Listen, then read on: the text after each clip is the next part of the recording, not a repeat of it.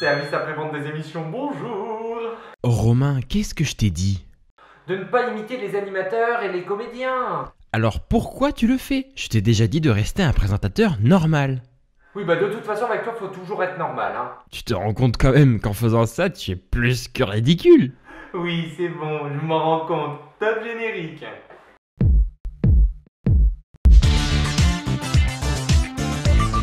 Enquête dans quelques minutes avec Alexis Martinez sur la polémique autour de l'émission de TF1 Tous Ensemble.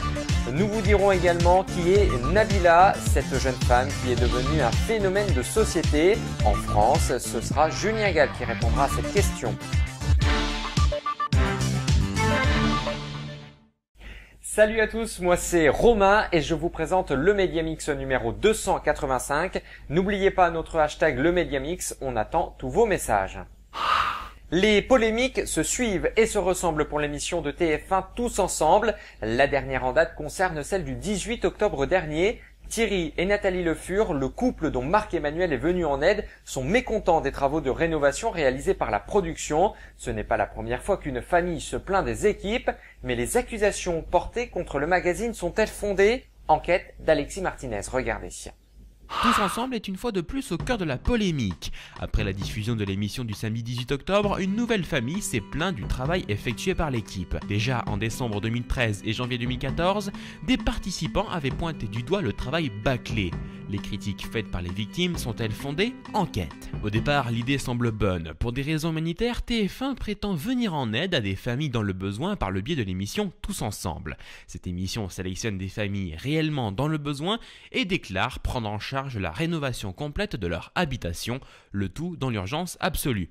5 jours non-stop pour tout rénover, le problème vient sans doute de cette urgence. Sans aucune étude architecturale ou thermique préalable, les travaux commencent de suite en fonction des artisans et des matériaux disponibles donnés par les fournisseurs. L'une des dernières familles à avoir bénéficié de l'aide du magazine confirme bel et bien que les travaux sont bâclés. Elle envisage même de porter plainte. Après 21 jours de travaux, leur maison présenterait de nombreux problèmes.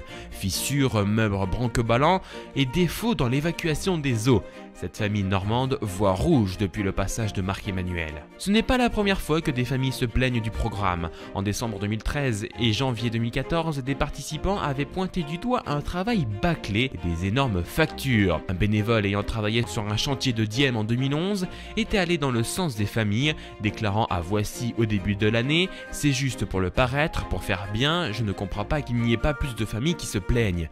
On est juste là pour faire beau à la télé, que ça passe bien à la caméra. » Attendez encore quelques secondes, Mickey va m'apporter le breaking news.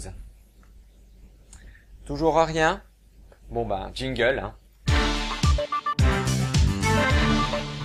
Alizé co-présentera aux côtés de Jérôme Anthony un prime time intitulé Les Stars chantent Disney, dont la diffusion est attendue sur W9 et pour les fêtes de fin d'année. William Lémergie accueillera pour la première fois le Téléthon sur le plateau de Télématin. Ce sera le samedi 6 décembre 2014. L'édition cette année sera parrainée par Garou. Nagui travaille à la production d'un nouveau jeu pour D8 dont celui-ci sera présenté par Cyril Hanouna.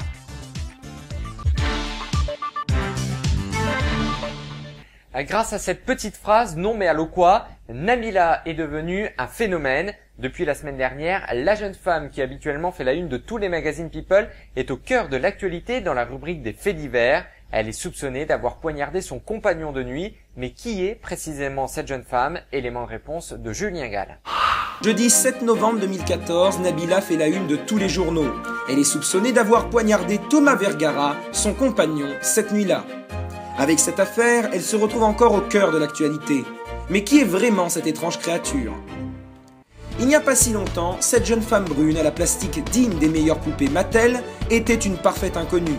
C'est en l'espace de quelques jours, avec son célèbre « Allô », qu'elle est devenue la coqueluche des médias.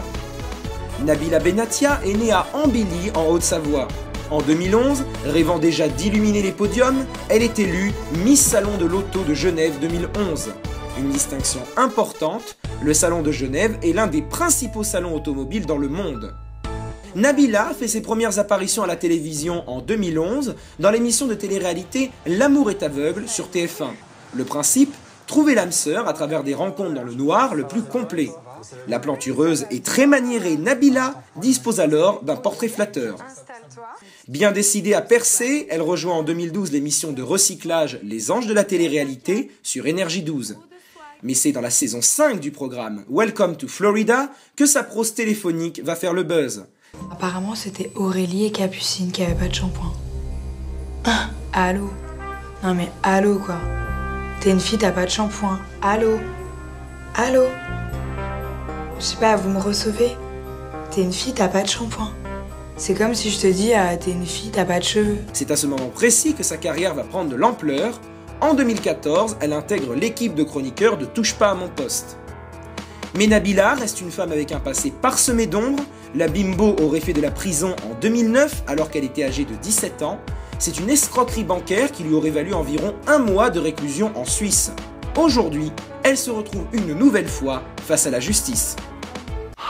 Et c'est ainsi que s'achève ce numéro de Mediamix. Merci à vous de l'avoir suivi. On se donne rendez-vous la semaine prochaine. Bye bye.